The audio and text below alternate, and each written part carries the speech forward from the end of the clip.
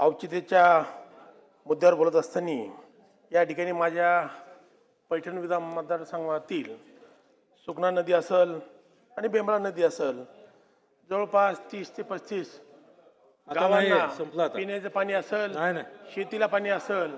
कारण की या ठिकाणी सुकना नदी जवळपास 16 किलोमीटर आहे आणि या ठिकाणी बेंबळा नदी जवळपास 7 ते 8 किलोमीटर आहे.